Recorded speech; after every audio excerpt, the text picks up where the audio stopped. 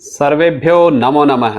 अहम डॉक्टर सत्यपालः अत्र भवतां सर्वेषां पुनरेकवारं स्वागतं करोमि।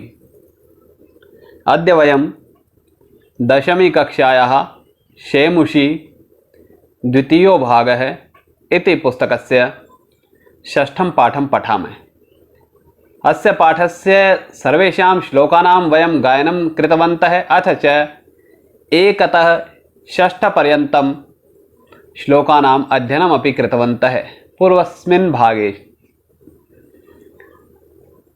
अस्मिन् भागे वयं सप्तमम्, अष्टमं, नवमं, दशमं च श्लोकं पठामः। आगम्यतां पठामः।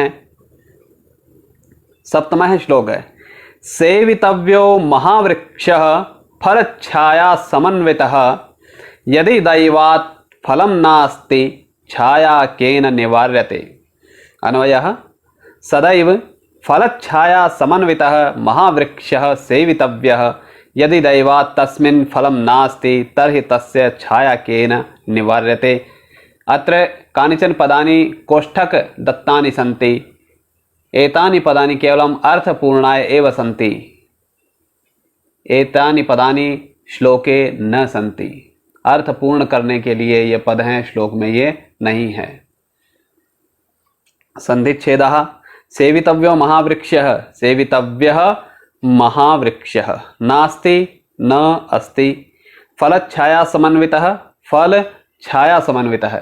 इस तरह के उदाहरण आपको और भी देखने को मिलते हैं। प्रिय छात्राः, प्रिय छात्राः, प्रिय छात्रा, उसमें च आ जाता है बीच में। प्रिय छात्रा, छ से पहले च आता है। यदि पूर्व में ह्रस्व अ हो तो। शब्दार्थः। दैवात्, दैव भाग्य को कहा जाता है। दैवात् भाग्यात् पंचमी विभक्ति का प्रयोग है। महावृक्ष, महान वृक्ष, समास अगर अलग अलग करेंगे तो महान वृक्ष।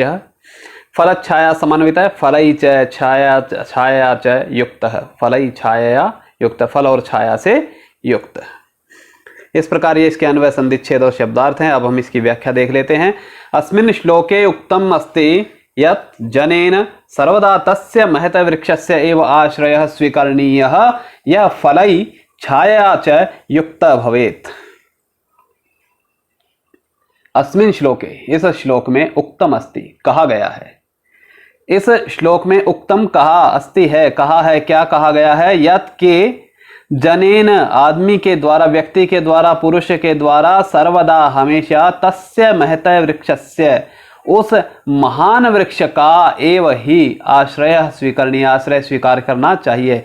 महत में महत शब्द से षष्ठी विभक्ति है, षष्ठी एक वचन। महत वृक्ष, उस महान वृक्ष का आश्रय स्वीकार करना चाहिए। यह फलई छाया च, जो फलों से और छाया से युक्त भवेत, यानी जो फल भी देता हो और जिसकी बहुत अधिक छाया भी आपके ऊपर आ सके।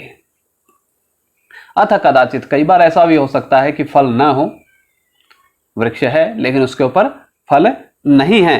अथ कदाचित, और कभी, भाग्यस्य विपरीते, भाग्य के विपरीत होने पर, तस्य उपरि, उसके ऊपर, फलानि न भवेयु, फलानि न भवेयु, फल न हो तो। यदि ऐसी संभावना हो जाए कि भाग्य के कारण उस पे फल न आए, तदा अपि, तब भी, अपि भी, तदा तब, तब भी, स वह छायाम तो अवश्य में वितरिष्यति, छाया तो अवश्य ही वितरण करेगा। सा छाया केनापि निवारयितुं न शक्यते, और वह छाया, सा छाया, केनापि, किसी के द्वारा भी, निवारयितुं न शक्यते, निवारित नहीं की जा सकती। एष लाभः तु भविष्यति एव, यह लाभ तो होगा ही होगा।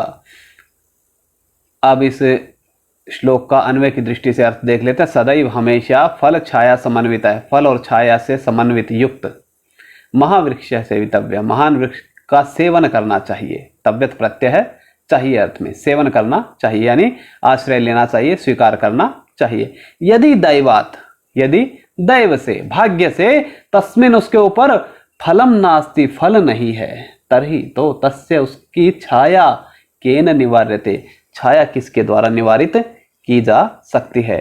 अर्थात वह वृक्ष छाया तो देगा ही देगा। तो इस प्रकार इस श्लोक में यही कहा गया है कि ऐसे महान वृक्ष का आपको आश्रय लेना चाहिए जिससे फल और छाया दोनों हो। अब इस श्लोक पर आधारित कुछ प्रश्न हैं। एक पदेन उत्तरत। महावृक्षे कस्मात् फलानि न भवेयुः। महावृक्ष पर कस्मात् किस कारण से फलानि न भवेयुः, फल नहीं हो सकते हैं। कैसा क्या होगा कि फल नहीं हो। कस्मात् दैवात, पंचमी में प्रश्न, पंचमी में ही उत्तर आएगा दैवात। का निवारयितुं न शक्यते, क्या निवारित न शक्यते, नहीं की जा सकती है, यानी किसको रोका नहीं जा सकता है। यदि फल नहीं है तो किसको नहीं रोका जा सकता। छाया, छाया का छाया। पूर्ण वाक्य ने उत्तर, पूर्ण वाक्य में उत्तर देना है। कह सेवितव्य, कह कौन सेवितव्य, सेवन करना चाहिए, किसका सेवन करना चाहिए, कौन है सेवा के योग्य, सेवन करने के योग्य। तो महावृक्ष है और कैसा, फल छाया समन्वित है। तो फल छाया समन्वित महावृक्ष सेवितव्य। यथा निर्देशम उत्तरत में देख लेते हैं। भाग्यात इत्यस्य पदस्य पर्याय पदम किम प्रयुक्तम। इस पद का पर्यायवाची किम प्रयुक्तम, क्या प्रयुक्त हुआ है आप जानते हैं। क्या प्रयोग हुआ है, दैवात। लघु पादपः, लघु पादपः, लघु छोटा, पादप पौधा, छोटा पौधा यानी पेड़, छोटा पेड़। इत्यस्य वृक्ष पदस्य विलोम पदम किम प्रयुक्तम। इस पद का विलोम पद क्या प्रयुक्त हुआ है। लघु पादप का उल्टा अर्थ वाला महावृक्ष है। अगला प्रश्न, महावृक्ष इति विशेष्य पदस्य। इस विशेष्य पद का, महावृक्ष क्या है, संज्ञा है, विशेष्य है। इसका विशेषण पदम किम प्रयुक्तम, विशेषण पद क्या प्रयुक्त हुआ है। फलच्छाया समन्वित है। फलै छाया च युक्तः, फलै छाया च युक्तः इत्यर्थे, इस अर्थ में किम पदम श्लोके प्रयुक्तम। इस अर्थ में क्या पद श्लोक में प्रयुक्त हुआ है, वही पद हुआ है, वही है फलच्छाया समन्वितः। छाया इत्यस्य कर्तृपदस्य क्रियापदम किम प्रयुक्तम। छाया, इस कर्तृपद का क्रियापद क्या प्रयुक्त हुआ है। क्या क्रियापद प्रयुक्त हुआ है कर्तृपद का छाया के। छाया केन निवार्यते, किसके द्वारा रोकी जा सकती है। क्या रोकी जा सकती है या नहीं रोकी जा सकती है, छाया। तो कर्ता हो गया छाया और क्रिया निवार्यते। अस्ति, अंतिम प्रश्न है। इत्यस्य क्रियापदस्य कर्तृपदम किम प्रयुक्तम। इस क्रियापद का कर्तृपद क्या प्रयुक्त हुआ है, अस्ति। यदि दैवात फलम नास्ति न अस्ति, नहीं है, क्या नहीं है, फलम, फल इसका कर्ता है।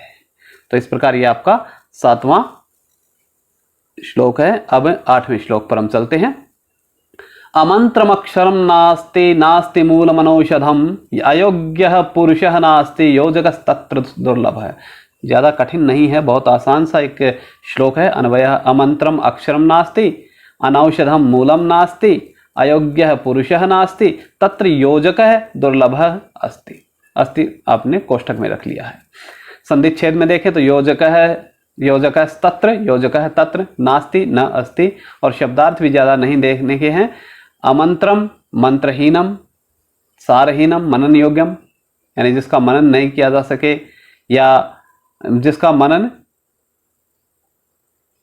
नहीं किया जा सके, जो सारहीन है और जो मंत्रहीन है। अमंत्रम जो मनन योग्य नहीं है, न मनन योग्यम। और मूलम पादपानाम अधोभाग, मूल जड़ होती है, जड़ पादप का, पेड़ का अधोभाग नीचे का भाग होता है। और योजक होता है जोड़ने वाला। योजक क्या होता है, जोड़ने वाला। इस प्रकार ये आपके जो शब्दार्थ हैं इस में और आपके कुछ संधि और अन्वय हैं। अब हम देखते हैं इसकी व्याख्या।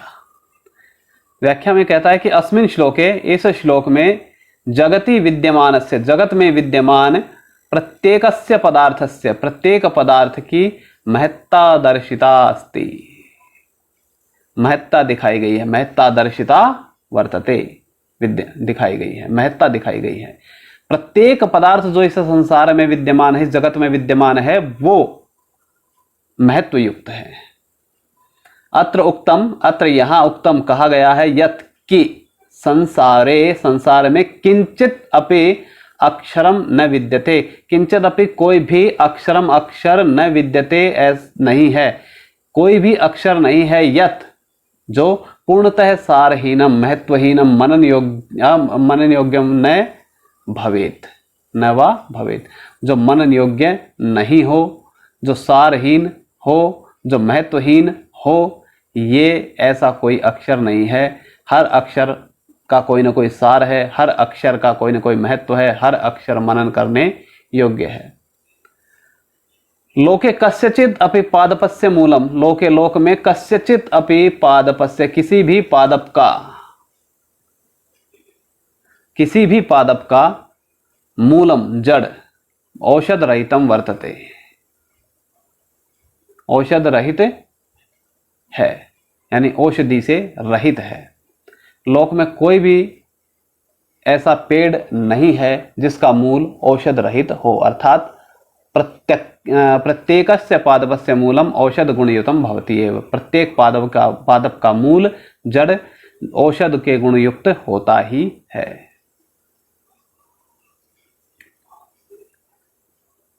कश्चिदपि मानवः अयोग्यः नास्ति, कोई भी मानव अयोग्य नहीं है। जैसे पादप का मूल औषध रहित नहीं है, ऐसे ही कोई भी मानव अयोग्य नहीं, अर्थात प्रत्येकस्मिन् मानवे, प्रत्येक मानव में कश्चित् तो गुण भवति एव, कश्चित् तो गुण है, कोई तो गुण भवति एव होता ही है। आवश्यकता वर्तते तो केवलम योजकस्य, आवश्यकता है तो केवलम योजकस्य, केवल योजक की। यदि योजकः अस्ति तर्हि गुणाः गुणाः सन्ति, अन्यथा अवगुणाः भवन्ति। यदि योजक है तो गुण हैं, और वो गुण हैं, गुणों की महत्ता है, उन गुणों को गुण माना जाता है। और यदि योजक नहीं है तो वह गुण नहीं है, अवगुण हो जाते हैं। स्पष्ट है। अब हम इस श्लोक का अर्थ देख लेते हैं अन्वय की दृष्टि से। अमंत्रम, जिसका मंत्रण न किया जा सके, जिसको मनन न किया जा सके, जो सारहीन हो, ऐसा अक्षरम नास्ति, कोई भी अक्षर नहीं। अक्षर का मतलब कोई पद, कोई वाक्य, कुछ भी हो सकता है। अक्षरों से जुड़कर ही शब्द बनता है, शब्दों से ही पद हम बनाते हैं और पदों से ही हम वाक्य बनाते हैं। अनौषधम, जिसमें औषध नहीं हो, अनऔषधम मूलम नास्ति, मूल, ऐसा मूल जो जड़ औषधि से युक्त न हो, ऐसा नहीं है। अयोग्य, अयोग्य न योग्य, योग्य नहीं हो, ऐसा पुरुष है नास्ति, पुरुष नहीं है। तत्र योजक है दुर्लभ है, वहां केवल योजक दुर्लभ है, अर्थात योजक चाहिए। योजक मतलब जोड़ने वाला चाहिए, जो इन चीजों को जोड़ सके, जिसके पास जो गुण है उस गुण का अर्थ देखकर, उस गुण का महत्व देखकर, उस गुण का सार देखकर उस गुण का प्रयोग कर सके, ऐसा योजक आवश्यक है। यदि योजक नहीं है तो गुण नहीं रह जाता। अब हम इसमें प्रश्नों को देख लेते हैं। एक पदेनोत्तर, कह दुर्लभ अस्ति, दुर्लभ क्या है? योजकः। अमंत्रम किम नास्ति, अमंत्र क्या नहीं है? अक्षरम। कीदृशः पुरुषः नास्ति, कैसा पुरुष नहीं है? अयोग्यः। कीदृशम मूलम नास्ति, कैसा मूल नहीं है? अनौषधम। पूर्ण वाक्येन उत्तरत, योजकः कीदृशः उक्त, योजक कैसा कहा गया है? योजकः दुर्लभः उक्त, दुर्लभ कहा गया, बड़ी मुश्किल से मिलता है योजक। योजक मिल जाए तो क्या कहने। प्रत्येक विद्यार्थी में कोई ना कोई योग्यता होती है, यदि उसका योजक गुरु उसे मिल जाए तो क्या कहने, वह अपने मंजिल को, अपने रास्ते को पार कर लेता है, मंजिल प्राप्त कर लेता है, अपने उद्देश्य को प्राप्त कर लेता है। यदि गुरु द्रोणाचार्य न होते तो अर्जुन की धनुर्विद्या का गुण रखा रह जाता। योजक यानी गुरु द्रोणाचार्य ने अर्जुन की धनुर्विद्या को महत्वयुक्त बना दिया, अन्यथा महत्वहीन रह जाती। यथा निर्देशम उत्तर में देखते हैं, सारहीनम इत्यस्य पदस्य पर्याय पदम किम प्रयुक्तम। सारहीनम का पर्यायवाची क्या प्रयोग हुआ है? अमंत्रम। सुलभ इत्यस्य पदस्य विलोम पदम किम प्रयुक्तम। सुलभ का विलोम पद क्या प्रयुक्त हुआ है? दुर्लभ। योजक है इति विशेष्य पदस्य विशेषण पदम किम प्रयुक्तम। योजक विशेष्य पद है, इसका क्या विशेषण इसमें प्रयुक्त हुआ है? दुर्लभ। औषध रहितम इत्यर्थे किम पदम श्लोके प्रयुक्तम। औषध रहितम अर्थ में क्या पद है जो श्लोक में प्रयुक्त हुआ है? अनौषधम। अक्षरम इत्यस्य कर्तृपदस्य क्रियापदम किम प्रयुक्तम? अक्षरम इस कर्तृपद का क्या क्रियापद प्रयुक्त हुआ है? अक्षरम अस्ति, न हट जाएगा, नास्ति वैसे तो, लेकिन न उसमें से निकल जाएगा, न क्रिया नहीं है, अस्ति रह जाएगा। अस्ति इसमें क्रियापद है। श्लोके प्रयुक्तानि विशेष्य विशेषण पदानि चित्वा लिखत। श्लोक में जो प्रयुक्त हुए हैं विशेष्य और विशेषण, उनको चुनकर लिखिए। श्लोक को यदि हम ध्यान से देखें तो हमें मिलते हैं अक्षरम, मूलम, पुरुष है, 3 हमारे पास, और चौथा योजक है। ये 4 हमारे पास विशेष्य पद हैं। अक्षरम, मूलम, पुरुष है, योजक है। अक्षर की विशेषता है अमंत्रम, तो वो उसका विशेषण पद है। मूलम की विशेषता अनौषधम, वो उसका विशेषण पद है। पुरुष का विशेषण पद अयोग्य है, और योजक का विशेषण पद हुआ दुर्लभ है। तो इस प्रकार ये इस अष्टम श्लोक के प्रश्नोत्तर हैं। अब हम चलते हैं 9वें श्लोक की ओर।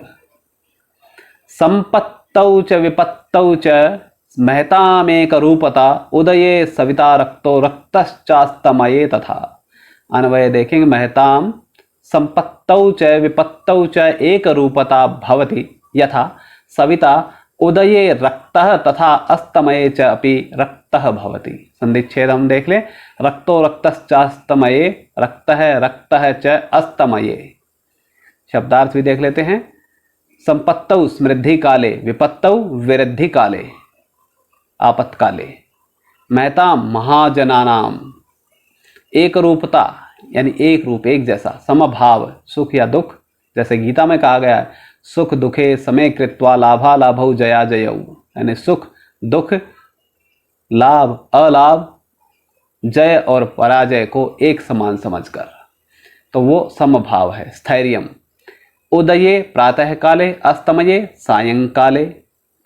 रक्त है, रक्त वर्ण है, लाल। रक्त का मतलब यहाँ पर आपका रुधिर नहीं है, रक्त का मतलब रक्त वर्ण, लाल वर्ण, लाल रंग का।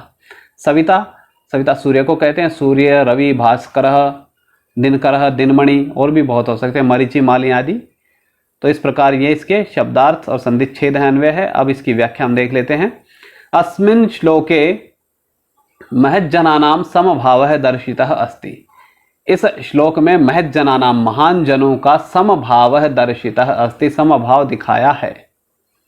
अत्र उक्तम, यहाँ कहा है, यत् के संसारे ये अपि महान्तः जना भवन्ति। संसार में ये अपि, जो भी महान्तः जना भवन्ति, महान जन होते हैं, ते वे सर्वदा समभावेन जीवन्ति, सर्वदा समभाव से जीते हैं। समृद्धि काले ते उद्धता न भवन्ति। समृद्धि काल है, जब बहुत उनके पास समृद्धि है, ते वे उद्धता न भवन्ति, उद्धत नहीं होते, घमंडी नहीं होते हैं, अथच। और आपत्काले निराशाम न प्राप्नुवन्ति, और आपत्काल में, विपत्ति के समय में, मुसीबत के समय में निराशा को प्राप्त नहीं करते हैं। तेषाम जीवने सदा एक रूपता दृश्यते। तेषाम जीवने, उनके जीवने, जीवन में सदा एक रूपता दृश्यते, एक रूपता दिखती है। उदाहरण भी दिया है, सूर्य है। यदा प्रातः काले उदितः भवति, यदा जब प्रातः काले उदितः भवति, उदित होता है, यानी समृद्धि का समय होता है, उदित होने का समय होता है, उदय का समय होता है, तब तदा रक्तवर्णः दृश्यते, रक्तवर्ण दिखता है, लाल रंग का दिखता है। अथ च सायंकाले, और सायंकाल यानी अस्त समय पर अपि भी रक्तवर्ण एव भवति, लाल रंग का ही होता है। अर्थात महान्तः जनाः, जो महान जन होते हैं, सूर्य एव कस्यामपि परिस्थितौ विचलिता न भवन्ति, किसी भी परिस्थिति में विचलित नहीं होते हैं। अब इस श्लोक का अन्वय की दृष्टि से हम अर्थ देख लेते हैं। महताम, महान जनों का, यानी महान जनों की। संपत्तौ च विपत्तौ च, संपत्ति में भी और विपत्ति में भी एक रूपता भवति, एक रूपता होती है, समभाव होता है। यथा जैसे सविता सूर्य, उदय के समय रक्त है, लाल रंग का, तथा अस्तमये च, और अस्त होने के समय अपि भी रक्त है भवति, लाल रंग का ही होता है। अर्थात वो अपने चरित्र को, अपने व्यवहार को बदलते नहीं हैं, जैसा उनका व्यवहार चरित्र रहता है महान व्यक्तियों का, वैसा वो रखते हैं। अब इस श्लोक के प्रश्नों को देख लेते हैं। केशाम एक रूपता वर्णिता अस्ति, एक पद में उत्तर देना है। केशाम एक रूपता वर्णिता अस्ति, एक रूपता वर्णित है किनकी? महताम। दूसरा प्रश्न, उदिते अस्ते च, उदित होते समय और अस्त होते समय च, कह समः भवति, कौन समान होता है? सविता। यहां सूर्य आप लिख सकते हैं, परंतु सूर्य उत्तर ठीक नहीं होगा, रवि उत्तर ठीक नहीं होगा। क्यों? क्योंकि वह शब्द, वह पद हमारे इस श्लोक में प्रयोग नहीं किया गया है। यहां प्रयुक्त तो हुआ है सविता, तो वही उत्तर होगा।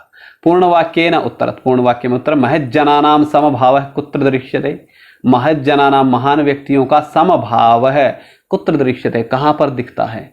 संपत्तौ च विपत्तौ च, तो वही लिखेंगे महज्जनानाम समभाव संपत्तौ विपत्तौ च दृश्यते। सूर्य प्रातः काले सायंकाले च कीदृशः भवति, सूर्य प्रातः काल में और सायंकाल में कीदृशः भवति, कैसा होता है? रक्तवर्ण है। तो सूर्य प्रातः काले सायंकाले च रक्तवर्णः भवति। यथा निर्देशम उत्तरत्, प्रातः काले इत्यस्य पदस्य पर्याय पदम किम प्रयुक्तम, प्रातः काल का पर्यायवाची, प्रातः काले का क्या है? इसका पर्यायवाची देखिए उदये, क्या है? उदये। सायंकाले इत्यस्य पदस्य पर्याय पदम किम प्रयुक्तम, सायंकाले का पर्यायवाची अस्तमये। सविता इति विशेष्य पदस्य विशेषण पदम, सविता विशेष्य पद है क्योंकि नाम है, संज्ञा है। तो पहले हम संज्ञा देखते हैं, संज्ञा क्या होती है? संज्ञा विशेष्य के लिए आती है। विशेष्य जो होगा हमारा पहले संज्ञा होगा, उसके बाद हम देखेंगे यदि संज्ञा नहीं है तो सर्वनाम हो सकता है। तो सविता विशेष्य पद है, इसका विशेषण प्रयुक्त क्या हुआ है? क्या विशेषण प्रयुक्त हुआ है? सविता रक्तः। आपत्काले इत्यर्थे किम पदम श्लोके प्रयुक्तम, आपत्काले के लिए क्या पद प्रयुक्त हुआ है? और अगला प्रश्न है समृद्धि काले इत्यर्थे किम पदम श्लोके प्रयुक्तम, समृद्धि काले के लिए क्या प्रयोग हुआ है? आपत्काले के लिए हुआ है विपत्तौ और समृद्धि काले के लिए हुआ है संपत्तौ। तो इस प्रकार ये आपका 9वां श्लोक है। अब हम चलते हैं 10वें और अंतिम श्लोक की ओर इस पाठ के। विचित्रे खलु संसारे नास्ति किंचन निरर्थकम, अश्वश्चेद्धावने वीरः भारस्य वहने खरः। अन्वय, अस्मिन् विचित्रे संसारे खलु किंचित अपि निरर्थकम नास्ति चेत अश्वधावने तरहि खर भारस्य वहने वीरः अस्ति। संधिच्छेदः, अश्वश्चेद्धावने, अश्वः चेत धावने, किंचिन निरर्थकम, किंचित निरर्थकम। शब्दार्थ खरः गर्धभ, धावने धावन कार्य, दौड़ने के कार्य में, वहने वहन कार्य, ढोने के कार्य में, संसारे अर्थात लोके जगति और भी इसके पर्यायवाची आपके हो सकते हैं। अब इस श्लोक की हम व्याख्या देख लेते हैं। व्याख्या, अस्मिन् श्लोके, इस श्लोक में संसारे विद्यमानस्य प्रत्येकस्य पदार्थस्य सार्थकता वर्णिता अस्ति। संसार में विद्यमान प्रत्येक पदार्थ की सार्थकता वर्णिता अस्ति, सार्थकता वर्णित की गई है। यदि हम थोड़ा सा पीछे जाएं तो हमें मिलेगा कि 8वां जो श्लोक था हमारा लगभग इसी तरह के अर्थ को बताने वाला था। अमंत्रम अक्षरम नास्ति, है ना। चलिए अब हम चलते इसी वापस इसी श्लोक पर आ जाते हैं। अत्र उक्तम, यहाँ इस श्लोक में उक्तम कहा गया है यत् के अस्मिन् विचित्रे संसारे, इस विचित्र संसार में किंचित अपि वस्तु कोई भी वस्तु निरर्थकम नास्ति, निरर्थक नहीं है। प्रत्येकस्य यथास्थानम महत्वम विद्यते, प्रत्येकस्य प्रत्येक का यथास्थानम स्थान के अनुसार महत्वम विद्यते, महत्व विद्यमान है। उदाहरणतः यदि वयम धावन कार्यम पश्याम, यदि हम धावन कार्य को देखते हैं, दौड़ने के कार्य को देखें, तर्हि अश्वः तत्र सर्वोत्तमः अस्ति, तो अश्व वहां पर सर्वोत्तम है। परम भारम वहनस्य परीक्षायाम तु, भारम भार को वहनस्य वहन के यानी ढोने की परीक्षा में तो गर्धभ एव, गर्धभ ही गधा ही अश्वात् श्रेष्ठः वर्तते, अश्व से श्रेष्ठ है। सार रूपेण वक्तुम शक्यते, सार रूप में वक्तुम शक्यते कहा जा सकता है। यत् सर्वः स्वस्वस्थाने महत्वम आवहति, सभी अपनी अपनी जगह पर महत्व, स्वस्वस्थाने अपने अपने स्थान पर महत्व रखते हैं। अब इस श्लोक के अन्वय की दृष्टि से अर्थ को देख लेते हैं। विचित्रे खलु अस्मिन, इस विचित्रे संसारे, विचित्र संसार में, खलु निश्चय ही, खलु निश्चय ही, किंचित अपि, कुछ भी, निरर्थकम नास्ति, निरर्थक नहीं है। चेत यदि, चेत यदि, अश्व धावने, अश्व दौड़ने में, तरही तो, खरह गधा, भारस्य वहने, गधा भार को वहने ढोने में, वीरः अस्ति, वीर है, यानी गधा भार को अच्छी तरीके से ढो सकता है। घोड़े के बस की वो बात नहीं है। घोड़ा दौड़ने में आगे हो सकता है, लेकिन भार को ढोने में गधा ही श्रेष्ठ रहेगा। अब इस अंतिम श्लोक के प्रश्नों पर हम देख लेते हैं। कीदृशे लोके, एक पद में है, कीदृशे लोके सर्वं सार्थकम वर्तते, कैसे लोक में सब कुछ सार्थक है। विचित्रे, क्या विशेषण उसका, विचित्रे। धावने कह वीरः अस्ति, धावने दौड़ने में, कह कौन, वीर है, कौन वीर है धावने, कौन वीर है, अश्वः। खरः कुत्र वीरः वर्तते, खरः गधा, कुत्र कहां, वीरः वर्तते, वीर माना जाएगा, कहां वीर है, वहने, कहां पर, वहने, ढोने में, भारस्य वहने, भार के वहन करने में या वहने। पूर्ण वाक्य में उत्तर, संसारे किम निरर्थकम विद्यते, संसार में किम, क्या, निरर्थकम विद्यते, निरर्थक है, संसार में क्या निरर्थक है, तो कहा जा सकता है किंचिन निरर्थकम न विद्यते, संसारे किंचित या किमपि निरर्थकम न विद्यते। यथा निर्देशम उत्तर पे आ जाते हैं। गर्धवः इत्यस्य पर्याय पदम, इस पद का पर्याय पदम, पर्यायवाची किम प्रयुक्तम, क्या प्रयुक्त हुआ है, खरः। जगति इत्यस्य पदस्य पर्याय पदम, जगति का पर्यायवाची क्या प्रयोग हुआ है, संसारे। संसारे इति विशेष्य पदस्य विशेषण पदम किम प्रयुक्तम, संसारे विशेष्य पद है, इसका विशेषण क्या है, विचित्रे। सार्थकम इत्यस्य पदस्य विलोम पदम किम प्रयुक्तम, सार्थकम, इस पद का विलोम पद, उल्टे अर्थ वाला क्या प्रयुक्त हुआ है, निरर्थकम। यदि इत्यर्थे किम पदम श्लोके प्रयुक्तम, यदि अर्थ में क्या पद है जो श्लोक में प्रयुक्त हुआ है, चेत, क्या प्रयोग हुआ है, चेत। इस प्रकार यह आपका अंतिम श्लोक है। इसके पश्चात आपका यह पाठ समाप्त होता है। अब हम अगले पाठ के लिए फिर मिलेंगे, तब तक के लिए विराम। धन्यवाद, पुनर्मिलामः। धन्यवादः। जयतु संस्कृतम, जयतु भारतम।